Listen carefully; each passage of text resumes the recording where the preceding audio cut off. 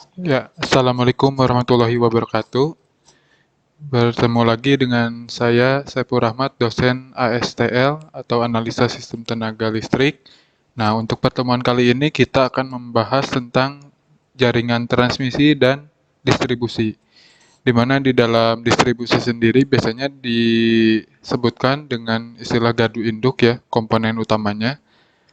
Nah, untuk kita ulas kembali dari komponen-komponen sistem tenaga listrik yang telah dipelajari melalui video asinkron pertemuan sebelumnya, di mana sistem tenaga listrik yaitu sekumpulan pusat listrik dan gardu induk atau pusat beban yang satu sama lain dihubungkan oleh suatu jaringan transmisi sehingga merupakan sebuah kesatuan interkoneksi.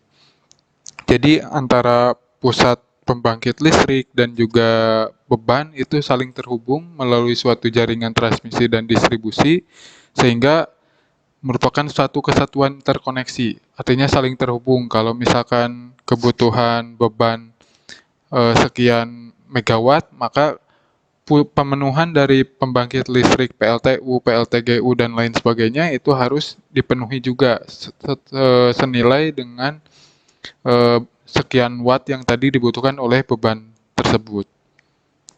Nah, untuk sistem tenaga listrik biasanya terbagi dalam 4 subsistem, diantaranya yaitu sistem pembangkitan, ada pembangkitan termis, non-termis, dan lain sebagainya yang telah dipelajari di komponen sistem tenaga, lalu juga sistem transmisi, dan juga sistem distribusi yang akan kita pelajari lebih detail sekarang, dan juga sistem pemakai atau user, atau dalam hal lain disebut konsumen. Ya. Nah, untuk skema one line diagram dari sistem tenaga listrik dapat dilihat sebagai berikut. Dari sisi awal, itu PTL atau pembangkit tenaga listrik, misalkan dari pembangkit listrik tenaga uap, tenaga gas, PLTGU, lalu PLTA, PLT air, lalu bumi, yang energi terbarukan misalkan solar cell, biomasa, angin, dan lain sebagainya, itu akan menghasilkan suatu daya yang selanjutnya akan dinaikkan terlebih dahulu oleh trafo penaik. Ya, ini dari sisi pembangkit. Nah, setelah dinaikkan, misalkan dari pembangkitan 20 kV akan dinaikkan sampai ke 150 kV atau 275 kV ya. Tergantung jenis saluran apakah yang digunakan, tegangan tinggi atau tegangan ekstra tinggi. Kalau misalkan tegangan tinggi berarti di 150 kV. Kalau tegangan ekstra tinggi berarti di 275 kV dan 500 kV. Terus dialirkan sejauh ribuan kilometer, misalkan dari ujung Gresik ya sampai ke daerah kita di Kitet, ya saluran-saluran Kitet 500 kV. Kemudian dari batas saluran transmisi di sini itu akan diturunkan kembali oleh gardu induk tegangan ekstra tinggi atau GITET ya, diturunkan dari 500 kV misalkan ke eh, tegangan menengah ya, 20 kV ataupun 66 kV dan lain sebagainya, ataupun nanti bisa ke gardu distribusi tipe yang primer. Dari aliran sini, saluran distribusi primer, maka tegangan yang mengalir di sini tidak 500 kV lagi. Misalkan bisa di 275, 150 ataupun 20 kV. Dari trafo distribusi dengan batas saluran distribusi primer di sini itu akan diturunkan kembali sampai ke tegangan rendah. Bisa 380 volt 3 fasa atau 220 volt 1 fasa. Itu disebut saluran distribusi sekunder ya. Nah, dari sini itu dialirkan kembali ke pengukur KWH. Jadi kalau misalkan yang Anda gunakan di rumah, misalkan ketegangan 220 volt, apapun jenis volt ampernya, misalkan 450 volt ampere, 900, 1300 dan lain sebagainya, itu termasuk di jaringan tegangan rendah atau JTR 220. volt. Ya. Nah, dari sini bisa dikatakan batas terakhir sampai sistem distribusi sekunder. Sehingga nanti untuk daerah instalasi pemakai TR itu sudah sampai ke sisi konsumen atau utilitas, ya. Jadi perlu diingat pengubahan bentuk dari pembangkit tenaga listrik sampai ke sisi beban utilitas itu diubah ke dalam berbagai bentuk. Yang pertama dinaikkan oleh trafo penaik dari pembangkit generator, kemudian dialirkan melalui saluran udara tegangan tinggi maupun tegangan ekstra tinggi, kemudian diturunkan kembali menjadi tegangan menengah 20 kV ataupun 66 kV, kemudian akan diturunkan kembali lewat gardu distribusi menjadi tegangan misalkan 380 volt dan 220 volt.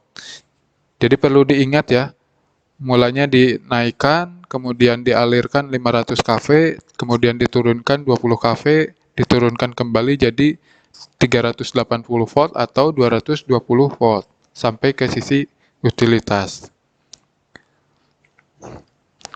Lalu untuk sistem transmisi sendiri berfungsi untuk menyalurkan tenaga listrik dari pusat pembangkit ke pusat beban melalui saluran transmisi. Saluran transmisi ini akan mengalami rugi-rugi tenaga. Maka untuk mengatasi hal tersebut, tenaga listrik yang akan dikirim dari pusat pembangkit ke pusat beban harus ditransmisikan dengan tegangan tinggi maupun tegangan ekstra tinggi. Sedangkan untuk sistem distribusi, yaitu fungsinya untuk mendistribusikan tenaga listrik ke konsumen. Biasanya konsumen untuk yang menggunakan jaringan tegangan menengah seperti pabrik, industri, perumahan, dan lain sebagainya, itu tidak perlu menggunakan gardu distribusi, ya. Jadi langsung dari tegangan 20 kV itu masuk ke trafo sendiri, ya, ataupun langsung masuk ke mesin-mesin listrik yang membutuhkan daya yang besar. Sedangkan untuk industri rumah tangga skala kecil yang menggunakan tegangan 220 volt itu perlu menggunakan trafo distribusi terlebih dahulu, sehingga tegangan yang digunakan baik satu fasa maupun 3 fasa itu sesuai dengan jaringan tegangan rendah 220 volt atau 380 volt.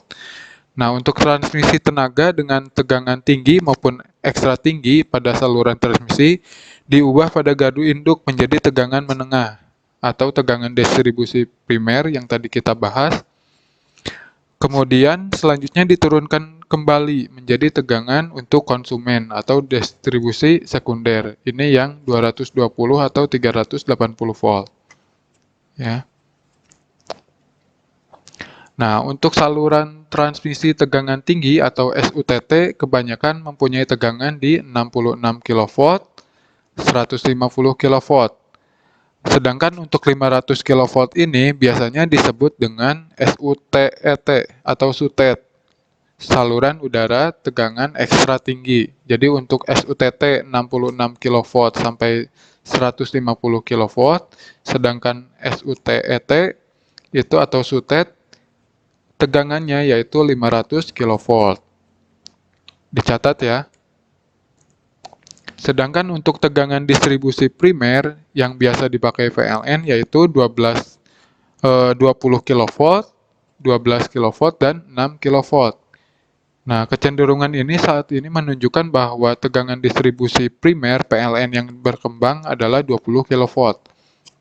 Biasanya tegangan 20 kV ini ditanam di bawah ya, underground cable, sehingga tidak menggunakan saluran udara ya atau overhead lines.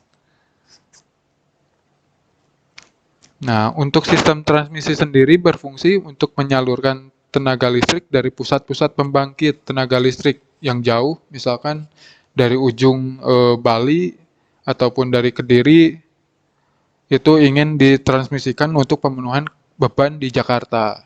Nah, kalau misalkan tanpa ada saluran transmisi ini, mustahil untuk bisa didapatkan sumber daya yang sekian ribu watt, itu bisa didapatkan dari misalkan pembangkit di Jakarta sendiri. Makanya harus ada interkoneksi antara suatu sistem pembangkit dan kebutuhan beban yang lain, sehingga pada dasarnya dapat dikategorikan menjadi berbagai macam. Contohnya, transmisi untuk berdasarkan arus sendiri bisa transmisi arus bolak-balik yang biasanya kita gunakan, atau saluran transmisi arus searah.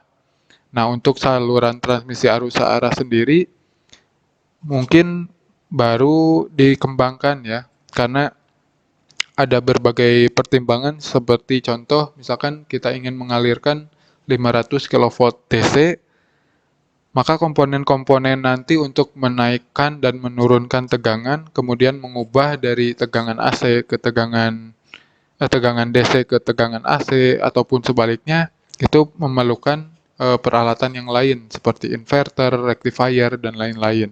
Sehingga masih dalam tahap kajian, belum sampai pemakaian di lapangan. Keuntungannya apa jika menggunakan saluran transmisi arus searah? Yaitu rugi-rugi sistem, karena arus yang mengalir dalam saluran arus searah itu tetap stabil ya, tidak ada rugi-rugi penghantar. Nah, itu yang menjadi keuntungan saluran transmisi arus searah. Tetapi pada kenyataannya, mungkin proses pengkonversian dari AC ke DC dan sebaliknya itu yang memerlukan biaya yang berlebih dan peralatan yang lebih banyak. Lalu berdasarkan tegangan listrik terdiri dari saluran tegangan rendah, saluran tegangan menengah, tegangan tinggi, dan tegangan ekstra tinggi. Kalau tegangan rendah yaitu 220 volt dan 380 volt. Tegangan menengah itu biasanya 20 kV, 12 kV, dan 6 kV.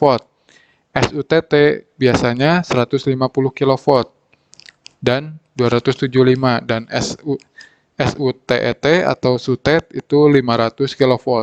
Tapi ada juga yang 275 kV, biasanya ada di Pulau Sumatera. Nah, untuk berdasarkan penempatan terdiri dari saluran udara dan saluran bawah tanah. Saluran udara biasanya untuk SUTET 500 kV ya. Untuk saluran bawah tanah biasanya SUTM 20 kV.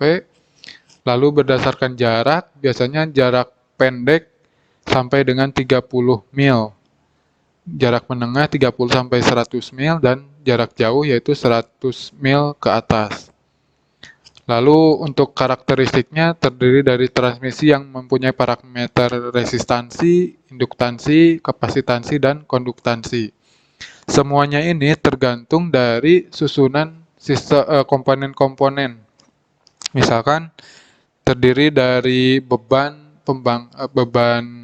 industri yang memiliki banyak motor lilitan, maka nanti karakteristiknya kebanyakan bersifat induktansi atau kebanyakan lilitan ya. Lalu juga kalau misalkan beban lampu dan lain sebagainya itu resistansi, sedangkan untuk saluran transmisi yang diantara jarak penyalurannya masih terdapat generator ataupun trafo itu bersifat kapasitans atau menyimpan muatan ya. Lalu komponen-komponen utama dari saluran udara diantaranya yang pertama menara transmisi atau tiang transmisi, yaitu suatu bangunan penopang saluran transmisi yang bisa berupa menara baja, tiang beton bertulang, dan tiang kayu.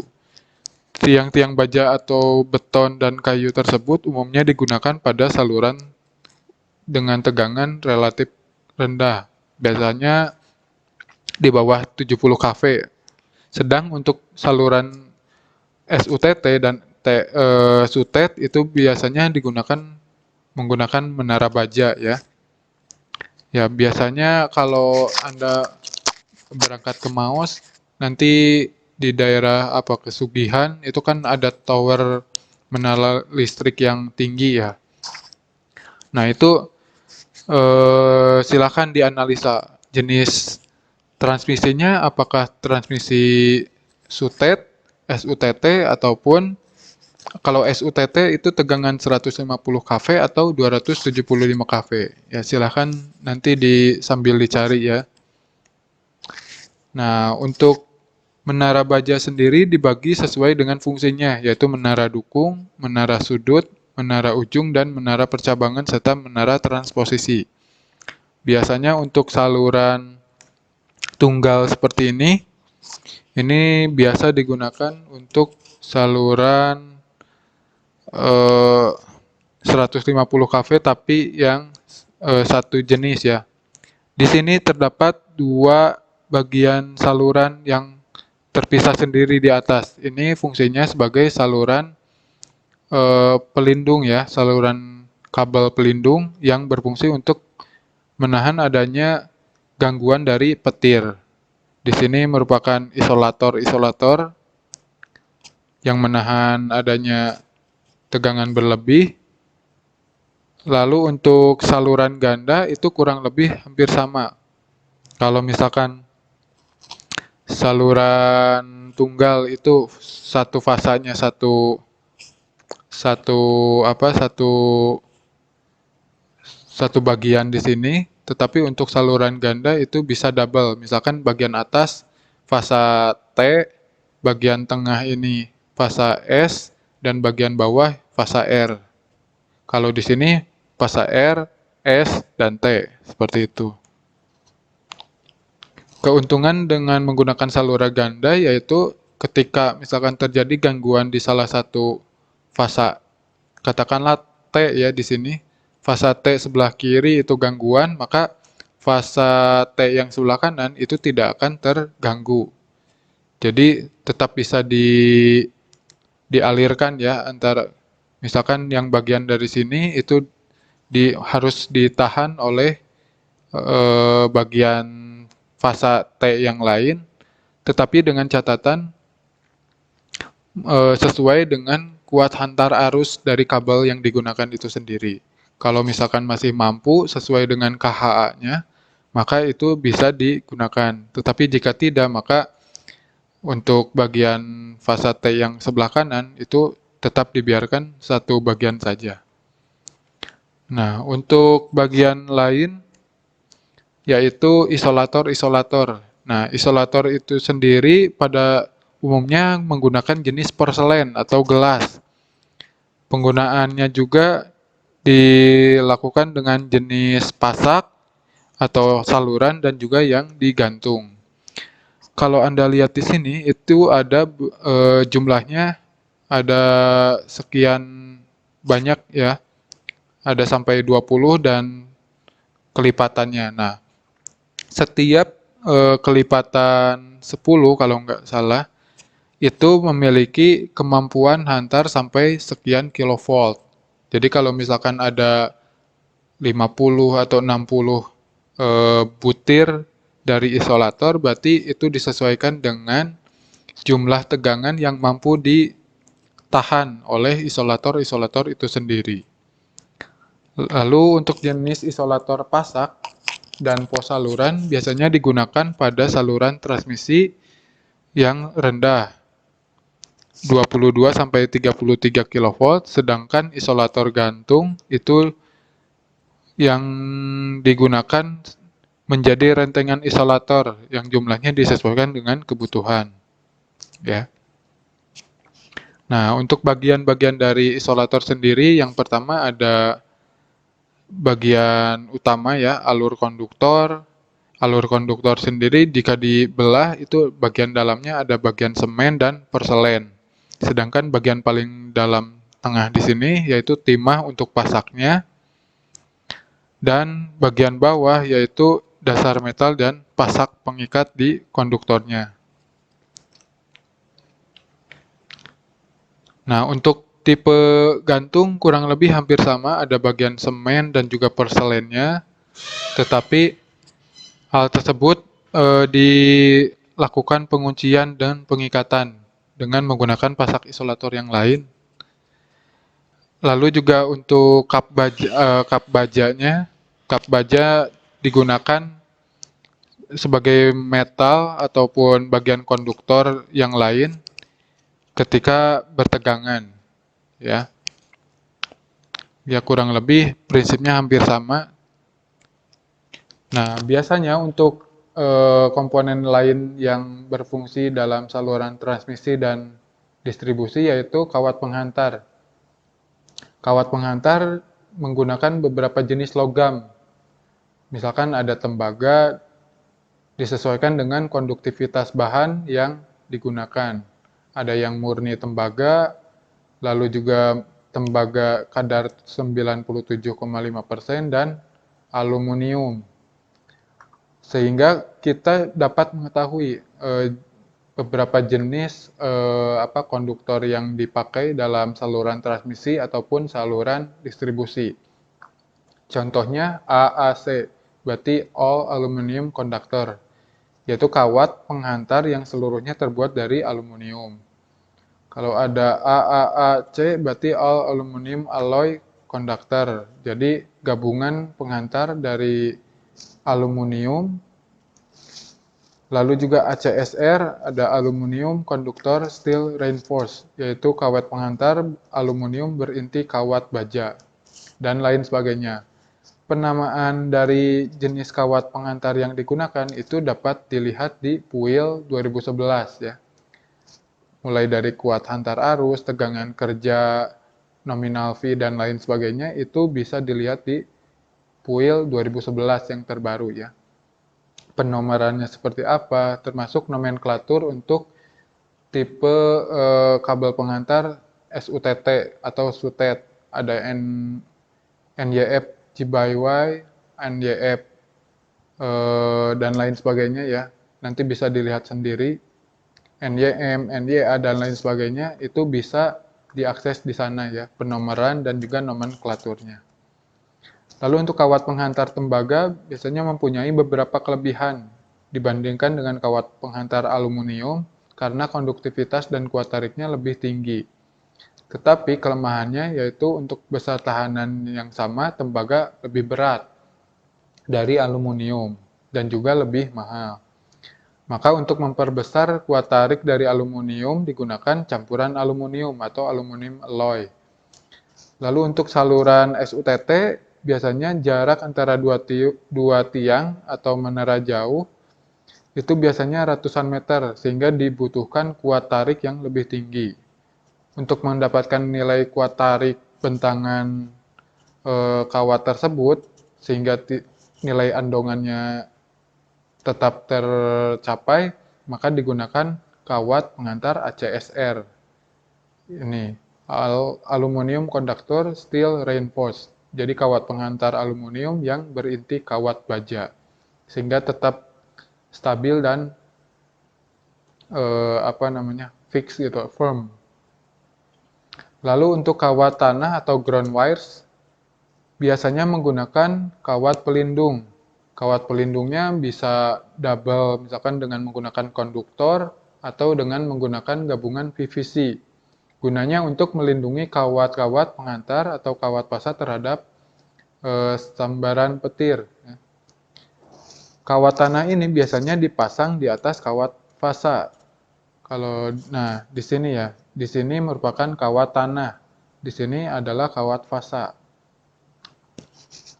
Fungsinya untuk menahan dari gangguan petir, sambaran petir, lalu juga kawat tanah biasanya menggunakan kawat baja yang lebih murah atau juga menggunakan ACSR. Sedangkan untuk sistem distribusi kebanyakan menggunakan jaringan dalam suatu gardu induk. Jaringan gas distribusi yang diisi sebuah gardu induk pada umumnya tidak dihubungkan secara listrik dengan jaringan distribusi gardu lain. Sehingga jaringan distribusi itu biasanya antara gardu induk yang satu dengan gardu induk yang lain itu terpisah ya. Tidak kontrolnya terpisah, tidak bisa dilakukan pengontrolan secara bersama-sama. Sistem distribusi terdiri dari jaringan tegangan menengah dan jaringan tegangan rendah. Baik JTM dan JTR biasanya beroperasi secara radial. Nah, untuk tenaga listrik dari transmisi biasanya masuk ke GI, kemudian diturunkan menuju tegangan menengah atau tegangan distribusi primer. tegangan 20 kV, 12 kV, dan 6 kV. Atau yang sekarang lebih dikembangkan yaitu 20 kV. Sedangkan untuk tegangan distribusi distribusi sekunder, maka menggunakan tegangan 220 volt atau 380 volt. Nah, untuk pembangkit simulasi bagan penyampaian tenaga listrik ke pelanggan itu dapat dilihat sebagai berikut. Dari pembangkit masuk ke trafo, dinaikkan, lalu menggunakan SUTT atau SUTET ya. Kemudian masuk ke GI. Nah, dari GI sini mulai jaringan tegangan menengah, saluran udara tegangan menengah 20 kV atau 66 kV ya. Kemudian masuk ke ada juga yang saluran kabel bawah tanah ya. Bisa misalkan 20 kV masuk ke pelanggan besar atau industri, atau jika pendistribusiannya masih belum besar, masih belum kecil nilai tegangannya, maka dialirkan lagi ke trafo distribusi, diturunkan kembali menjadi SUTR atau saluran udara tegangan rendah. Sampai di SUTR ini tegangannya bisa 380 volt ataupun 220 volt. Nah, digunakan oleh pelanggan domestik, ibu rumah tangga, dan lain sebagainya, industri kecil, untuk memenuhi kebutuhan beban, misalkan harian TV, kulkas, mesin jahit, dan lain sebagainya ya, yang digunakan di rumah ya. Nah, skema one line diagramnya dari pusat listrik menuju gardu induk melalui saluran transmisi itu biasanya seperti ini. Katakanlah G1 itu sebagai generator pertama, itu membangkitkan sekian kilowatt. Lalu kotak ini merupakan PMT atau pemutus tenaga. Kalau ada gangguan, misalkan over current atau over voltage, maka akan trip terlebih dahulu sebelum dialirkan ke pusat beban yang lain. Kemudian misalkan 20 kV ini berjalan, kemudian akan dinaikkan sampai ke 150 kV. Ya, dari sini dialirkan melalui rel tegangan tinggi.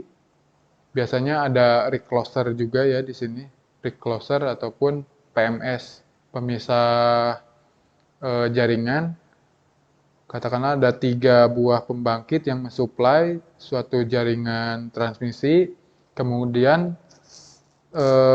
pembangkitan tadi, tegangan yang telah disesuaikan misalkan dari 150 kV disalurkan melalui saluran transmisi sejauh sekian mil, kemudian nanti tergantung kebutuhan di sini, apakah kebutuhannya memerlukan tegangan 20 kV atau masih harus diturunkan. Kalau misalkan bisa langsung ke kebutuhan industri, berarti langsung ke gardu industri itu sendiri. Kalau misalkan tidak, kita turunkan lagi ke gardu distribusi melalui trafo step down. Lalu untuk trafo di sini kebutuhannya misalkan untuk yang 20 kV tadi sudah masuk ke industri, kemudian nanti diturunkan kembali menjadi misalkan 380 dari 150 nanti ke 20 kV dulu ya. Dari 150 diturunkan trafo step down ke 20 kV. Lalu dari trafo 20 kV nanti dialirkan ke jaringan distribusi. Misalkan ada yang 380, ada yang 220 ya, nanti diturunkan lagi oleh trafo distribusi sampai ke sisi industri rumah tangga ataupun pemakaian di rumah masing-masing seperti itu. Tegangan 220 volt. Dalam prakteknya, karena luas jaringan distribusi, sehingga diperlukan banyak sekali trafo distribusi. Maka gardu distribusi biasanya disederhanakan menjadi trafo tiang. Lalu untuk jaringan tegangan menengah, JTR, dan juga sambungan rumah, maka alat pembatas daya itu biasanya menggunakan kWh meter. Alat pembatas daya di sini bisa MCB ataupun fuse ataupun alat pembatas daya yang lainnya ya, yang membatasi antara pelanggan dan juga penyedia jasa listrik atau di sini PLN. Kemudian setelah melalui kWh meter, tenaga listrik memasuki instalasi rumah, yaitu instalasi milik pelanggan. Ya bisa didistribusikan menggunakan kabel NYY atau NYM untuk digunakan di beban rumah itu sendiri. Nah, skemanya seperti ini, dari jaringan tegangan menengah, kemudian ada skring atau pemutus dulu dari tegangan menengah sekian ampere, lalu diturunkan ke trafo distribusi ya, 20 kV ke misalkan 150 ke 20 kV. Dari 20 kV ini masih diturunkan lagi, misalkan sampai ke jaringan tegangan rendah 220 volt, hingga sampai ke sambungan rumah ya, pelanggan di sini. Ataupun dialirkan lagi ke pelanggan-pelanggan yang lain yang membutuhkan tegangan tersebut. Sedangkan untuk sambungan rumah, kalau yang tadi ini skema dari transmisi menuju distribusi, nah untuk yang ini merupakan dari distribusi sampai ke rumah. Misalkan dari distribusi 220 volt, masuk ke pembatas daya MCB, lalu masuk ke kWh meter. kWh meter yang membaca kebutuhan daya dari lampu, kulkas, dan lain sebagainya, itu dihubungkan ke skring ya. Skring jumlahnya berapa, lalu dari skring atau MCB itu pasti masuk ke MCCB-nya ya. MCCB-nya entah 1 fasa atau 3 fasa. Nah, kebutuhan daya dari sini itu menyesuaikan dengan pembatas daya yang ada di sini. Pembatas dayanya misalkan untuk 900 volt ampere itu berapa ampere MCB-nya di sini. Nah, itu disesuaikan. Kalau misalkan tidak terpenuhi, berarti harus ditambah dayanya. Ya. Nah, untuk proses penyediaan tenaga listrik sendiri tidak dapat dihindari adanya rugi-rugi dalam jaringan. Sehingga perlu diperhatikan mutu dan keandalan dari tenaga listrik itu sendiri. Biasanya untuk menjaga mutu dan keandalan diukurnya dengan menjaga frekuensi tetap di 50 Hz, tegangannya jangan sampai over voltage dan juga under voltage, dan juga jumlah gangguan. Biasanya untuk jumlah gangguan itu sudah ada standarnya sendiri, yaitu SAIDI ya. Itu tentang durasi dan juga SAIFI, frekuensi jumlah gangguan dalam 1 tahun itu minimal berapa kali. Mutu dan keandalan merupakan masalah operasi sistem tenaga. Erat kaitannya dengan pemeliharaan instalasi, apakah harus maintenance secara off ataupun masih dalam keadaan bertegangan. Nah, itu masih saling berhubungan.